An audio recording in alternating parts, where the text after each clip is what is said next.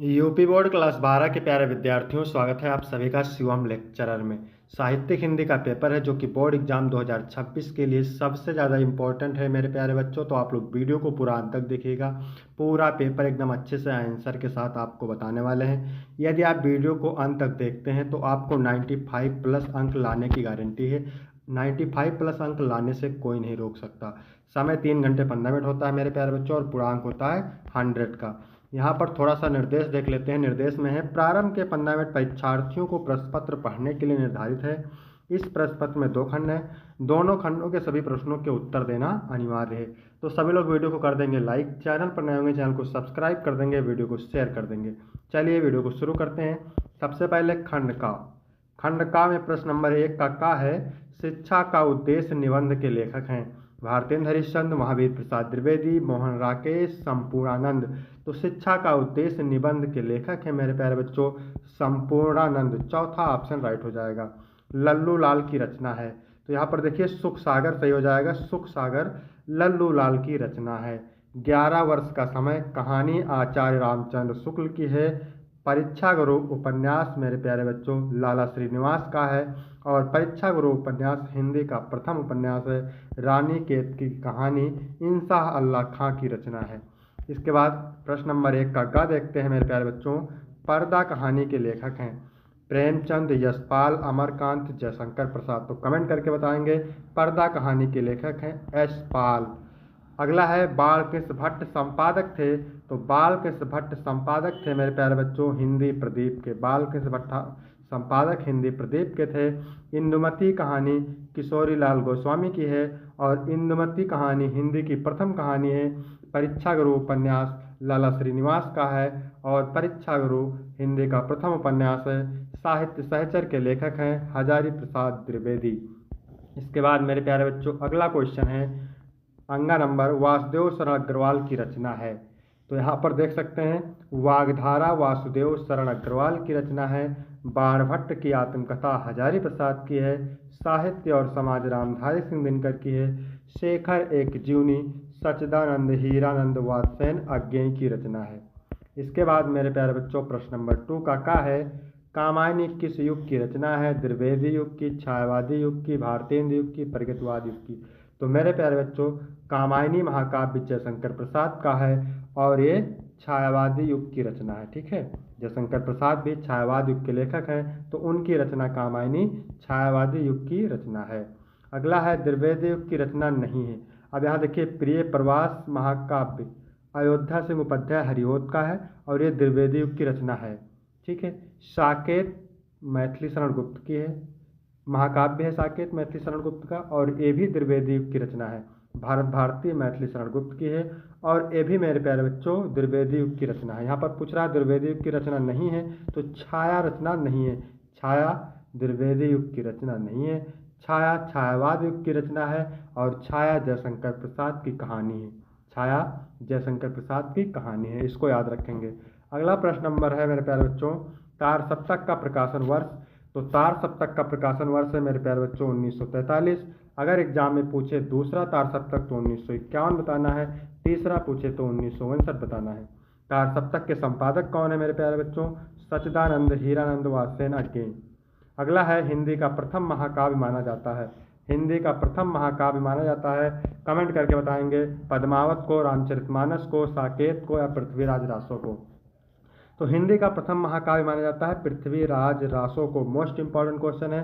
ठीक है, और पृथ्वीराज रासो के रचयिता है मेरे प्यारे बच्चों चंदवरदाई। रामचरितमानस किसने लिखा है? तुलसीदास जी ने। साकेत महाकाव्य मैथिली शरण गुप्त ने। और पद्मावत मलिक मोहम्मद जायसी ने। अगला है, सूर्यकांत त्रिपाठी निराला की रचना है। तो अनामिका सही हो जाएगा। अनामिका सूर्यकांत त्रिपाठी निराला की रचना है। परख मेरे प्यारे बच्चों जैनेन्द्र कुमार की रचना है। ठीक है, स्वर्णधूल सुमित्रानंदन पंत की रचना है। और चित्राधार जयशंकर प्रसाद की रचना है। इसके बाद मेरे प्यारे बच्चों प्रश्न नंबर 3 है, क्या कह रहा है? दिए गए गद्यांश पर आधारित निम्नलिखित प्रश्नों के उत्तर दीजिए। ये पूछता है 10 अंक का, और गद्यांश के नीचे 5 प्रश्न रहते हैं 2-2 अंक के, कुल मिला के 10 अंक हो गए। तो किसी भी गद्यांश को हल करने से पहले सबसे पहले मेरे प्यारे बच्चों गद्यांश को पढ़ते हैं, फिर मैं आपको अभी ट्रिक भी बताऊंगा। तो मातृभूमि पर निवास करने वाले मनुष्य राष्ट्र का दूसरा अंग है। पृथ्वी हो और मनुष्य ना हो तो राष्ट्र की कल्पना असंभव है। पृथ्वी और जन दोनों के सम्मिलन से ही राष्ट्र का स्वरूप संपादित होता है। जन के कारण ही पृथ्वी मातृभूमि की संज्ञा प्राप्त करती है। पृथ्वी माता है और जन सच्चे अर्थों में पृथ्वी का पुत्र है। कहीं पर भी मातृभूमि शब्द दिख जाए, राष्ट्र शब्द दिख जाए, जन शब्द दिख जाए, पृथ्वी शब्द दिख जाए, माता शब्द दिख जाए, भूमि शब्द दिख जाए, तो आप समझ जाइएगा कि ये चैप्टर राष्ट्र का स्वरूप है। ठीक है, तो ये आपकी है ट्रिक। इस पार्ट को आपने पढ़ा होगा, आपको पता होगा अच्छे से। पहला क्वेश्चन यही पूछेगा, दिए गए गद्यांश का शीर्षक एवं लेखक का नाम। तो हमने बता दिया राष्ट्र का स्वरूप चैप्टर से लिया गया है और इसके लेखक वासुदेव शरण अग्रवाल है। इसको करेंगे आपको 2 अंक मिल जाएगा। इसके बाद दूसरा क्वेश्चन पूछ रहा है, राष्ट्र की कल्पना कब असंभव है। तो राष्ट्र की कल्पना कब असंभव है, यहाँ पर देखिए, पृथ्वी हो और मनुष्य ना हो तो राष्ट्र की कल्पना असंभव है। तो सीधा सीधा आपको उत्तर मिल जाना है, क्योंकि पैराग्राफ को आप ध्यान से पढ़ेंगे तो आपको हल करने में कोई दिक्कत नहीं होगी। पृथ्वी और जन दोनों मिलकर क्या करते हैं। तो पृथ्वी और जन दोनों मिलकर राष्ट्र का निर्माण करते हैं, राष्ट्र के स्वरूप को संपादित करते हैं। आपने अभी पढ़ा था, पृथ्वी और जन दोनों मिलकर क्या करते हैं, राष्ट्र का स्वरूप का निर्माण करते हैं। इसके बाद अगला क्वेश्चन है, क्या कह रहा है, पृथ्वी कब मातृभूमि की संज्ञा प्राप्त करती है। तो पृथ्वी मातृभूमि की संज्ञा जन के कारण यानी मनुष्य के कारण ही प्राप्त करती है। फिर है रेखांकित अंश की व्याख्या। तो व्याख्या किसकी करना है, इसको देख लीजिए, जिसकी रेखा खींची हुई है इसकी व्याख्या करना है। पृथ्वी माता है और जन सच्चे अर्थों में पृथ्वी का पुत्र है। मोस्ट इंपॉर्टेंट वीडियो है, मोस्ट इंपॉर्टेंट पैराग्राफ है, ठीक है, इसको ध्यान रखिएगा आप। जिस प्रकार माता हमें जन्म देती है, पालन पोषण करती है, हमें प्यार करती है, उसी प्रकार पृथ्वी हमें अन्न देती है। इसकी धूल में हम खेल कर बड़े होते हैं, इसकी हवा में हम सांस लेते हैं। पृथ्वी एक माता के ही समान हमारा पालन पोषण करती है, अतः पृथ्वी एक माता के समान है और मनुष्य सच्चे अर्थों में पृथ्वी का पुत्र है। ठीक है, इसका आपको PDF मिल जाएगा। फिर 2 पूछता है अथवा करके, आपको 1 करना रहता है। तो यहाँ पर अथवा वाला भी देख लेते हैं। ठीक है, क्या है, अशोक का फूल उसी मस्ती में हंस रहा है, पुराने चित्त से इसे देखने वाला उदास होता है। वह अपने को पंडित समझता है। पंडिताई भी एक बोझ है, जितनी ही भारी होती है उतनी ही तेजी से डुबोती है। जब वह जीवन का अंग बन जाती है तो सहज हो जाती है, तो वह बोझ नहीं रहती। वह उस अवस्था में उदास भी नहीं करती। कहाँ अशोक का कुछ भी नहीं बिगड़ा है, कितनी मस्ती में झूम रहा है। कालिदास इसका रस ले सके थे अपने ढंग से, मैं भी ले सकता हूँ, अपने ढंग से उदास होना बेकार है। तो ये जो है अशोक शब्द से ही पता चल गया कि अशोक के फूल चैप्टर से लिया गया है और इसके लेखक हजारी प्रसाद द्विवेदी हैं। इसको भी आपने पढ़ा होगा तो ध्यान रखेंगे, मोस्ट इम्पॉर्टेंट है। दूसरा क्या कह रहा है, अशोक को देखकर कौन उदास होता है। तो अशोक को पुराने चित्त से देखने वाला उदास होता है। अशोक को पुराने चित्त से देखने वाला उदास होता है, आपने अभी पढ़ा था। उपयुक्त गद्यांश के माध्यम से लेखक विद्वता के बारे में जन सामान्य को क्या संदेश देना चाहते हैं। तो इसका उत्तर देखेंगे, उपयुक्त गद्यांश के माध्यम से लेखक संदेश देना चाहते हैं कि विद्वता को सहज और जीवन का अंग होना चाहिए, जिससे वह व्यक्ति को उत्थान की ओर प्रेरित करेगी। इसके बाद अगला क्वेश्चन पूछ रहा है, प्रस्तुत गद्यांश का आशय स्पष्ट कीजिए। तो प्रस्तुत गद्यांश का आशय यह है कि व्यक्ति को अपने उत्थान से उत्साहित और पतन से निरुत्साहित नहीं होना चाहिए, प्रत्येक स्थिति में समान भाव से रहना चाहिए। फिर है रेखांकित अंश की व्याख्या। तो व्याख्या किसकी करना है, इसको भी देख लेते हैं। व्याख्या करना है, पंडिताई भी एक बोझ है, जितनी ही भारी होती है उतनी ही तेजी से डुबोती है। तो चलिए इसको देखते हैं कैसे लिखना है। पांडित अर्थात विद्वता भी एक भार है, या जितनी भारी होती है उतनी ही तेजी से मनुष्य को डुबोती है। विद्वता अहंकार को उत्पन्न करती है और अहंकार मनुष्य के विनाश का कारण होता है। जो जितना बड़ा विद्वान होता है वह उतना ही बड़ा अहंकारी भी होता है। रावण का उदाहरण हमारे समक्ष है। उस जैसा विद्वान धरती पर शायद ही पैदा हुआ हो, लेकिन उसके अहंकार ने उसका सर्वनाश कर दिया। इसके बाद मेरे प्यारे बच्चों प्रश्न नंबर 4 है, दिए गए पद्यांश पर आधारित निम्नलिखित प्रश्नों के उत्तर दीजिए। यह भी 10 अंक का होता है। पद्यांश के नीचे 5 प्रश्न रहते हैं, पद्यांश को पढ़ करके आंसर देना रहता है। तो यहाँ पर देख सकते हैं आप, मेरे प्यारे नौ जलद से कंज से नेत्र वाले। राधा पवन से कहती है कि हे पवन, मेरे प्यारे नौ जलद से। नौ जलद का मतलब होता है नवीन बादल के समान, कंज से मतलब कमल के समान, नेत्र वाले मेरे प्यारे श्री कृष्ण, यानी नवीन बादल के समान और कमल के समान नेत्र वाले मेरे प्यारे श्री कृष्ण। जाके आए ना मधुबन से, ओ ना भेजा संदेशा। मधुबन जाने के बाद ना मधुबन से वापस आए और ना ही वहाँ से कोई संदेश भेजा। मैं रो रो के प्रिय विरह से बावली हो रही है। राधा पवन से कहती है कि मैं श्री कृष्ण के वियोग में, प्रिय श्री कृष्ण के वियोग में पागल हो रही हूँ। जाके मेरी सब दुख कथा श्याम को तू सुना दे। तुम जा कर के मेरी सारी दुख भरी कहानी को श्री कृष्ण को सुना देना। फिर कहती है ज्यों हुई मेरा भवन तज तू अल्प आगे बढ़ेगी। राधा पवन से कहती है कि जैसे ही तू मेरा घर छोड़ करके थोड़ा आगे बढ़ेगी, शोभा वाली सुखद कितनी मंजू कुंजें मिलेंगी, शोभा प्रदान करने वाली, सुख देने वाली बहुत सारी सुंदर सुंदर लताएं मिलेंगी, प्यारी छाया मृदुल स्वर से मोह लेंगी तुझे, और वहाँ की प्यारी छाया पक्षियों की चहचहाने की मधुर स्वर तुझे मोह लेंगी। लेकिन तो भी मेरा दुख उलख वहाँ जाना विश्राम करना, फिर भी तुम मेरा दुख को ध्यान में रखना और वहाँ जा करके विश्राम न करना। ठीक है, तो ये आप समझ गए होंगे कहाँ से लिया गया है। ये लिया गया है पवन दूतका से और लेखक का नाम है अयोध्या से मुपध्याय हरिओं। पवन दूतका द्वारा किसने किसको संदेश भेजा है, तो राधा पवन को दूती बनाकर कृष्ण को संदेश भिजवाती है। ठीक है, पवन दूतका द्वारा किसने किसको संदेश भेजा है, तो पवन दूतका द्वारा राधा ने श्री कृष्ण को संदेश भेजा है। ठीक है, इसके बाद में है रेखांकित अंश की व्याख्या। तो व्याख्या मैंने पूरी बता ही दिया है आपको। इसके बाद में है प्रस्तुत पद्यांश में श्री कृष्ण के सौंदर्य का वर्णन किस प्रकार किया गया है, तो राधा के अनुसार कृष्ण के नयन नवीन बादल के समान पनीले व मनोहारी हैं। राधा का प्रेम उनके प्यारे प्राण प्रिय कृष्ण के विरह में व्याकुल है। मधुबन जाकर किसने कोई संदेश नहीं भेजा, तो मधुबन जाकर श्री कृष्ण ने कोई संदेश नहीं भेजा। इसके बाद अथवा करके इसमें भी दो पूछता है, आपको एक करना रहता है, तो अथवा वाला भी देखते हैं। कान दूत केंधो ब्रह्मदूत हैं पधार्या। ठीक है, तो यहाँ पर जो है जो गोपियाँ हैं वो कहती हैं उद्धव से कि आप कान दूत मतलब कृष्ण के दूत बनकर आए हैं, या कैंधो ब्रह्मदूत या ब्रह्म के दूत बनकर आए हैं। आप श्री कृष्ण के दूत बनकर आए हैं या ब्रह्म के दूत बनकर आए हैं। धारे प्रण फेरन को मति ब्रजबारी की, आपने तो मुझ ब्रजबालाओं की बुद्धि को पलटने का ठेका ले लिया है। कहे रत्नाकर, रत्नाकर जी कहते हैं, जगन्नाथ दास रत्नाकर जी कहते हैं। फिर गोपियाँ कहती हैं पै प्रीत रीत जानत ना, हे उद्धव आप प्रेम की रीत को नहीं जानते हैं। ठानत अनीति आन रीत ले अनारी की, आप तो अनाड़ियों की तरह व्यवहार कर रहे हैं। ठीक है, मान्यो हम कान ब्रह्म एक ही है कहो जो तुम। गोपियाँ कहते हैं कि हे उद्धव आपने जो कहा हमने मान लिया कि श्री कृष्ण और ब्रह्म एक ही है, तो हूँ हमें भावत न भावना अन्यारी की, फिर भी हमें श्री कृष्ण से अन्यत्र भावना अच्छी नहीं लगती। जय है बन बिगड़ना बाधिता व्रत की, यदि जय है बन बिगड़ना बाधिता व्रत की, यदि समुद्र से जल की एक बूंद को निकाल लिया जाए, समुद्र में यदि एक जल की बूंद को मिला दिया जाए तो उसका कुछ बनता बिगड़ता नहीं है। ठीक है, बूंदता बिलई है बूंद विवश बेचारी का, लेकिन उस बेचारी बूंद का अस्तित्व ही समाप्त हो जाएगा। इसके आगे देखते हैं क्या पूछ रहा है। ये उद्धव प्रसंग चैप्टर से लिया गया है और जगन्नाथ दास रत्नाकर इसके कवि हैं। गोपियों ने किसे और क्यों अनाड़ी कहा है, तो आपको पता चल गया होगा। गोपियों ने श्री कृष्ण को अनाड़ी कहा है क्योंकि वह उनकी प्रेम भावना और निस्वार्थ प्रेम को नहीं समझ पाई।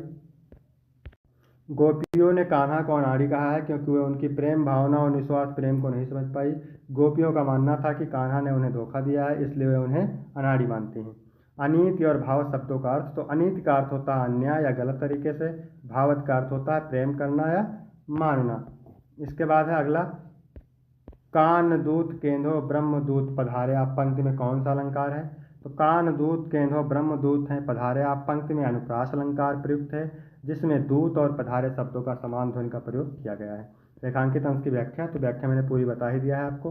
फिर मेरे प्यारे बच्चों प्रश्न नंबर 5 का है, निम्नलिखित में से किसी एक लेखक का साहित्यिक परिचय देते हुए उनकी कृतियों का उल्लेख कीजिए। 80 शब्द में होता है और 5 अंक का होता है। वासुदेव शरण अग्रवाल, डॉक्टर हजारी प्रसाद द्विवेदी, हरिशंकर प्रसाई। तो यहाँ पर आपको कैसे जीवन परिचय लिखना है, कैसे साहित्यिक परिचय लिखना है, तो आपको पूरे 5 अंक मिलेंगे। जिस तरह से हम बताते जा रहे हैं आपको वैसे आपको तैयार करना है, पूरे गारंटी के साथ 5 अंक मिलेंगे। तो इसमें हम पढ़ने वाले हैं वासुदेव शरण अग्रवाल का जीवन परिचय। सबसे पहले हेडिंग डालेंगे जीवन परिचय। डॉक्टर वासुदेव शरण अग्रवाल का जन्म 1904 ईस्वी में मेरठ जिले के खेड़ा नामक गांव में हुआ था।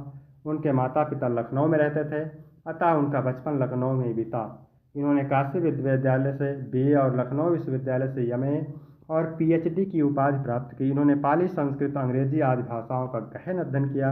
हिंदी साहित्य की सेवा में लीन यह महान व्यक्ति 27 जुलाई सन 1967 ईस्वी में भारत माता के चरणों में हमेशा के लिए सो गया। इसके बाद आपको हेडिंग डालना है साहित्यिक परिचय। डॉक्टर वासुदेव शरण अग्रवाल ने कविता लेखन से अपना साहित्य प्रारंभ किया। यह लखनऊ में मथुरा के पुरातत्व संग्रहालय में निरीक्षक, केंद्रीय पुरातत्व विभाग के संचालक और राष्ट्रीय संग्रहालय दिल्ली के अध्यक्ष रहे। इन्होंने साहित्य जीवन में साहित्य के साथ साथ पुरातत्व को भी अपने अध्ययन का विषय बनाया। इनकी भाषा शुद्ध खड़ी बोली है। इन्होंने अपनी भाषा में अनेक देशी शब्दों का भी प्रयोग किया है। यह केवल एक गद्य लेखक ही नहीं बल्कि काव्य प्रेमी भी थे। इसके बाद हेडिंग डालेंगे रचनाएं। लिखेंगे डॉक्टर वासुदेव शरण अग्रवाल जी ने निबंध संग्रह, शोध तथा संपादन के क्षेत्र में महत्वपूर्ण कार्य किया। उनकी रचनाएं निम्नलिखित हैं। निबंध संग्रह कल्पवृक्ष, कल्पलता, पृथ्वीपुत्र, वाग्धारा, वेद विद्या।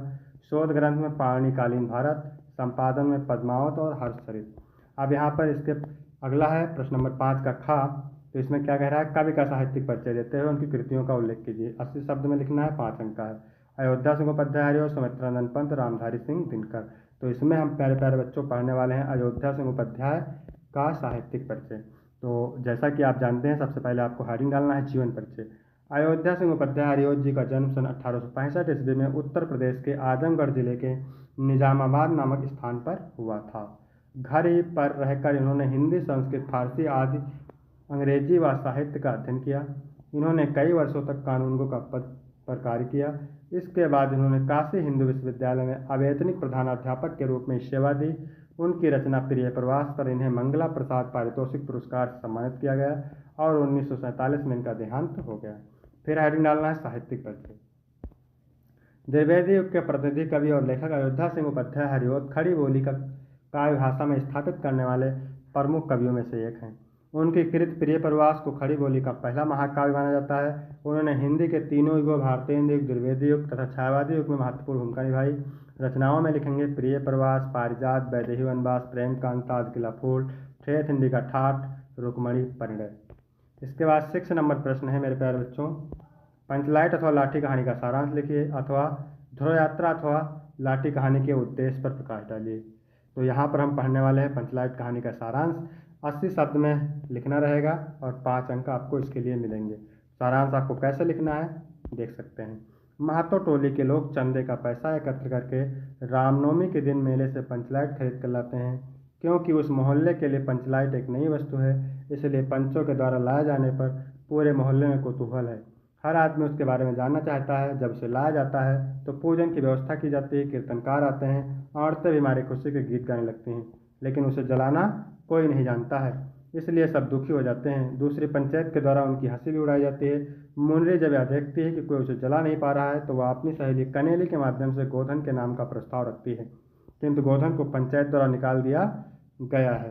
इसके आगे देखते हैं। क्योंकि वह मुंडी के घर के पास आकर फिल्मी गाना गाता था, फिर भी समस्या को ध्यान में रखकर छड़ीदार उसे बुलाने जाते हैं, लेकिन वह नहीं आते हैं। दूसरी बार गुलरी काकी उसे बुलाने जाती है तो वह आ जाता है। उसके आने पर सभी के चेहरे खिल जाते हैं, सब प्रसन्न हो जाते हैं। वह इसलिए कि पंचलाइट अब जल जाएगा। गोधन आकर कहता है कि ठीक है, हम इसे जला देंगे, लेकिन थोड़ी सी स्पीड दे दो। उस पंचायत में स्पीड है नहीं। मुंडी गर्री का तेल ला कर देती है और गोधन पंचलाइट जला देता है। सब लोग प्रसन्न हो जाते हैं, जिसके कारण पंचायत द्वारा उसके समस्त गुनाह माफ कर दिए जाते हैं। उसे कहा जाता है कि अब तुम फिल्मी गाना गा सकते हो। पंचायत के सभी लोग अति प्रसन्न हो जाते हैं। इसके बाद है 7 नंबर प्रश्न। क्या कह रहा है? स्वपठित खंड काव्य के आधार पर किसी एक खंड के एक प्रश्न का उत्तर दीजिए। ये भी 80 शब्द में लिखना रहता है और 5 अंक का होता है। ये अलग अलग जिले के लिए अलग अलग खंड काव्य होता है। जैसे हम उत्तर प्रदेश के बहराइच जिले से हैं तो यहाँ पर चलता है श्रवण कुमार, ठीक है। इसी तरह अलग अलग जिले के लिए अलग अलग खंड काव्य चलता है, तो इसको आप तैयार करेंगे। इसके बाद है खंड खा। इसमें प्रश्न नंबर 8 का का है दिए गए संस्कृत गद्यांशों में से किसी एक का संदर्भ सहित हिंदी में अनुवाद कीजिए। 7 अंक का पूछा जाता है मेरे प्यारे बच्चों। 5 अंक अनुवाद के लिए और 2 अंक संदर्भ के लिए। संदर्भ नहीं लिखेंगे तो आपको पूरा अंक नहीं मिलेगा। तो चलिए इसको पढ़ते हैं, फिर आपको बताते हैं संदर्भ कैसे लिखना है। संस्कृत साहित्य आदि कवि वाल्मीकि, महर्षि व्यास, कवि कुलगुरु कालिदास, अन्य चा और अन्य, भास भारवी, भवभूत देव मतलब भवभूत आदि, महाकवया माने महाकवि, शौकीय माने अपने, ग्रंथ रत्न माने ग्रंथ से, अद्यापि माने आज भी, पाठका नाम माने पाठकों के, हृदय माने हृदय में, विराजन्ते माने विराजमान है। यानी संस्कृत साहित्य के आदि कवि वाल्मीकि, महर्षि व्यास, कवि कुलगुरु कालिदास और अन्य भास भारवी, भवभूति आदि महाकवि अपने ग्रंथ से आज ही पाठकों के हृदय में विराजमान है। इयम भाषा असाम्य मातृसम सम्माननीय वंदनीय च। यह भाषा हमारी माता के समान सम्माननीय और वंदनीय है। यतो भारत माता स्वतंत्रताय गौरवम अखंडत्वम संस्कृत एकम त्वं च संस्कृत एव सुरक्षित शक्यन्ते। यानी क्योंकि भारत माता की स्वतंत्रता, उसका गौरव, उसकी अखंडता, संस्कृत की एकता संस्कृत से सुरक्षित रखी जा सकती है। इयम संस्कृत भाषा सर्वासु भाषासां प्राचीनतमा श्रेष्ठा चास्ति। यह संस्कृत भाषा सभी भाषाओं में प्राचीन और श्रेष्ठ है। तथा सुषुप्तम, इसलिए ठीक ही कहा गया है, भाषासु मुख्य मधुरा दिव्या गीवाण भारती, की भाषाओं में मुख्य मधुर और दिव्य संस्कृत भाषा है। संदर्भ कैसे लिखना है? प्रस्तुत गद्यांश हमारी पाठ्यपुस्तक संस्कृत के संस्कृत भाषाएं महात्म नामक पाठ से अवतरित है। इसके बाद अनुवाद आप देख सकते हैं। फिर अथवा करके दो पूछता है, इसमें भी एक करना रहता है। तदा कदाचित द्वारपाल, इसके पश्चात, तथा माने इसके बाद या इसके पश्चात, कदाचित माने कोई, द्वारपाल माने द्वारपाल, आगत्य माने आकर के, महाराजम भोजम प्राह, महाराज भोज से कहा, देव, देव मतलब देव, कौपीना वशेषो माने लंगोटी मात्र पहने हुए, विद्वान द्वार वर्ततीत, विद्वान खड़ा है, देव लंगोटी मात्र पहने हुए एक विद्वान खड़ा है, लंगोटी मात्र पहने हुए एक विद्वान खड़ा है। राजा प्रवेशायित, लंगोटी मात्र पहने हुए एक विद्वान द्वार पर खड़ा है। राजा प्रवेशायित, राजा ने कहा उसे अंदर लाओ। तथा प्रविष्टा, तब अंदर आकर के, सह कवि, वह कवि, भोजम आलोक की, महाराज भोज की ओर देख करके, अध में, आज मेरी, दरिद्र्यो नाशो माने दरिद्रता का नाश, भविष्य तीत माने हो जाएगा, मत्तो ऐसा मान करके, तुष्टो माने संतुष्ट होकर के, हर्ष सोड़ माने खुशी के आंसू, मुमोच माने गिराए। राजा तमा आलोक की प्राह कवे, राजा ने उसकी ओर देख करके कहा, कवि किम रोदस इति, तुम क्यों रोते हो कवि, तुम क्यों रोते हो। ततः कविरह राजन, तब कवि ने कहा, अकर्ण मद ग्रह स्तम, मेरे घर की दशा को सुनिए। संदर्भ लिखेंगे। प्रस्तुत गद्यांश हमारी पाठ्यपुस्तक संस्कृत के भोजस्योदार्यम नामक पाठ से अवतरित है। इसके बाद मेरे प्यारे बच्चों खा नंबर है। इसमें भी दिए गए श्लोकों में से किसी एक का संदर्भ से हिंदी में बात कीजिए तो 7 नंबर का ये भी होता है। भाषास मुख्या मधुरा, यानी भाषाओं में मुख्य मधुर, दिव्य माने अलौकिक, गीवाण भारती माने संस्कृत भाषा है। भाषाओं में मुख्य मधुर और अलौकिक संस्कृत भाषा है। तस् ही मधुरम काव्य, उससे अधिक मधुर उसके काव्य हैं। तस् ही मधुरम काव्य, उससे अधिक मधुर उसका काव्य है। तस्मदापि सुभाषितम, और उससे अधिक मधुर उसके सुंदर वचन हैं। संदर्भ लिखेंगे। प्रस्तुत श्लोक हमारी पाठ्यपुस्तक संस्कृत के सुभाषित रत्नान नामक पाठ से अवतरित है। ठीक है, फिर अथवा करके दिया हुआ है तो इसको भी पढ़ते हैं। मत्ता गजेंद्रा का मतलब होता है हाथी मस्त हो रहे हैं। मत्ता माने मस्त हो रहे हैं, गजेंद्रा माने हाथी, हाथी मस्त हो रहे हैं। मुदिता गवेंद्रा, यानी साढ़ प्रसन्न हो रहे हैं। ठीक है, गवेंद्रा माने होता है साढ़, मुदिता माने प्रसन्न हो रहे हैं। वनेश विक्रांतरा मृगेंद्रा, मृगेंद्रा माने होता है शेर। ठीक है, वनेश माने वनों में, वनों में शेर। विक्रांतरा माने पराक्रमी हो रहे हैं। रम्या नगेंद्रा, पर्वत सुंदर है। नगेंद्रा माने पर्वत, रम्या माने सुंदर हैं। निर्भता नरेंद्रा, नरेंद्रा माने राजा, निर्भता माने शांत हैं। प्रकीर्तो वारिधरे सुरेंद्रा, और सुरेंद्रा का मतलब होता है इंद्र, मेघों से खेल रहे हैं। ठीक है, संदर्भ लिखेंगे। प्रस्तुत गद्यांश हमारी गद्यांश नहीं रहेगा, प्रस्तुत श्लोक हमारी पाठ्यपुस्तक संस्कृत के ऋतुवर्णन नामक पाठ के वर्षा खंड से अवतरित है। ठीक है, इसके बाद है प्रश्न नंबर 9। निम्नलिखित में से किन्हीं 2 प्रश्नों के उत्तर संस्कृत में दीजिए।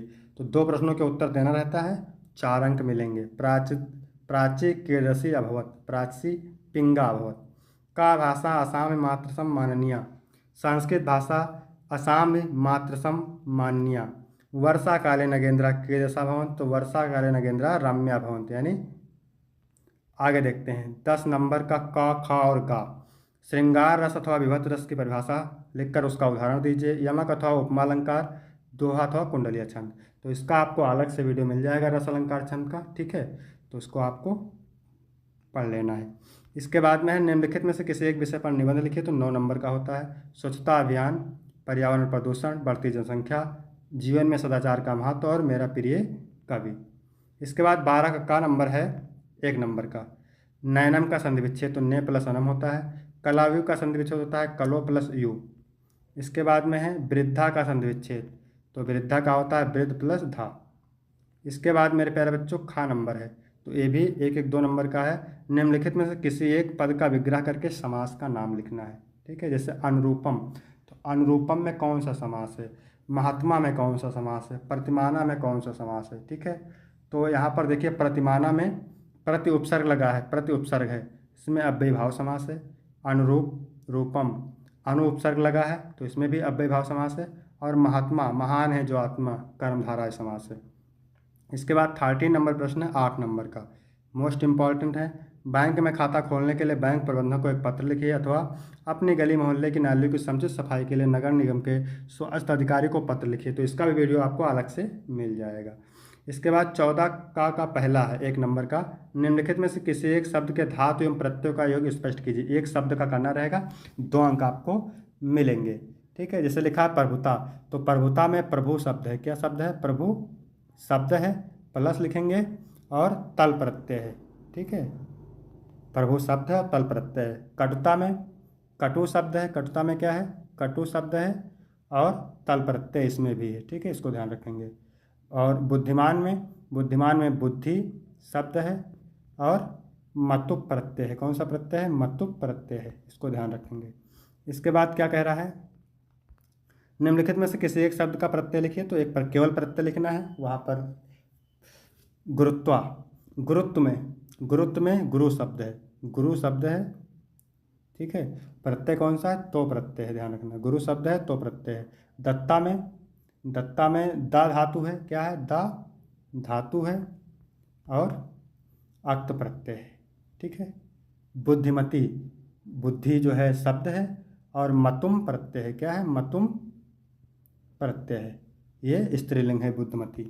इसके बाद खा नंबर है, क्या कह रहा है, रेखांकित पदों में से किसी एक पद में प्रयुक्त विभक्ति संबंधित नियम का उल्लेख कीजिए। आकाशा छात्रे समम स्नाति। ठीक है, आकाशा छात्रे समम स्नाति, तो इसको कैसे करना है, ये सूत्र लगेगा इसमें, साहयुक्ते प्रधाने, साहयुक्ते प्रधाने से हो जाएगा साह समम